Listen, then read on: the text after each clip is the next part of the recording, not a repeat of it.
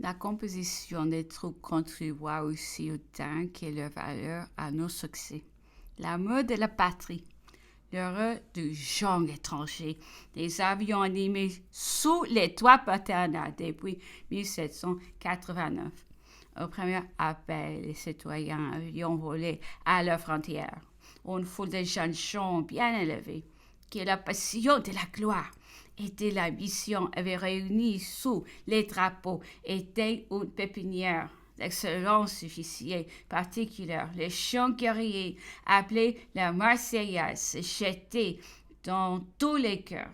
Une émotion si profonde, un enthousiasme si puissant qu'à ses premiers accents, les troupes se précipitaient sur l'ennemi avec une impétuosité à laquelle il était impossible de résister.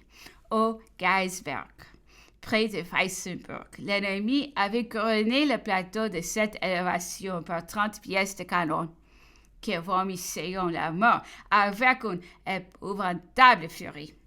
Les troupes s'avançaient lentement quand elles feront pied de la position. Les chants guerriers se firent entendre.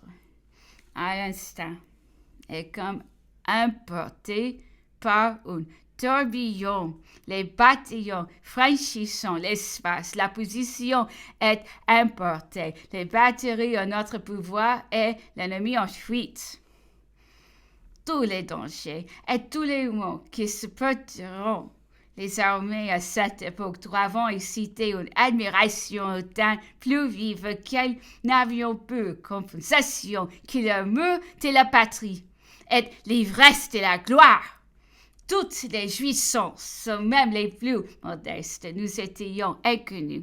Nous étions tous sans fortune.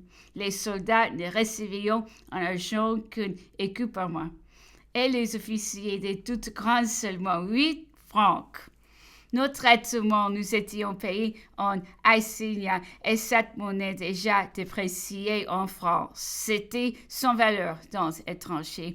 Pendant les rigoureux hiver de 1794, j'ai participé avec 7 de mes camarades aux petites chambres de paysans dans le village de Fintheim, près de Mayence. Nous n'avions qu'un seul lit dont les jouissants s'étaient tirés au sort chaque semaine. Les autres couchions sur la paille.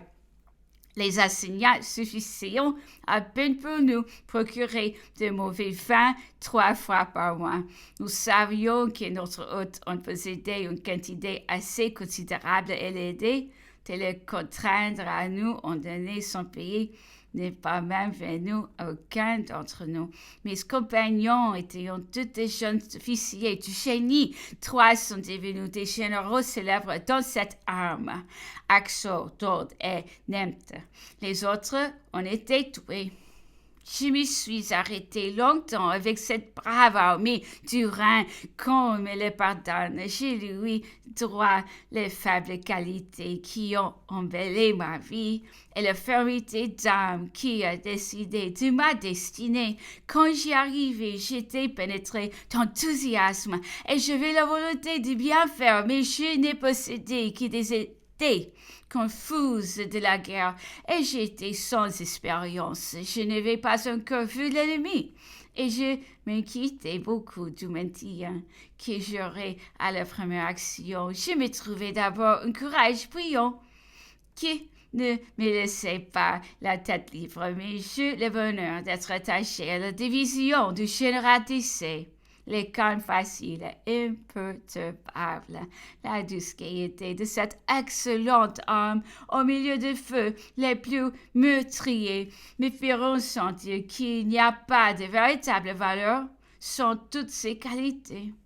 Je m'examinai sévèrement et je fus mécontente de moi. Je ne savais pas maintenir mon cheval dans la ligne de boulet. J'ai traversé trop rapidement les troupes qui se battaient.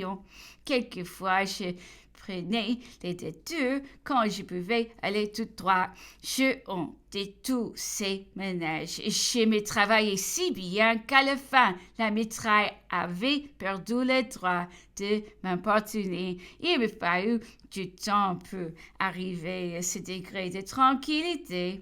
Combien de fois suis-je retourné sur mes pas, plus me placer au milieu du feu parmi les tirailleurs? Quand j'y étais resté longtemps, j'étais contente de moi, c'est là et c'est tout. Cette force morale a peu servi à mon avancement, mais elle m'a rendu digne d'être l'aide camp du vainqueur d'Italie.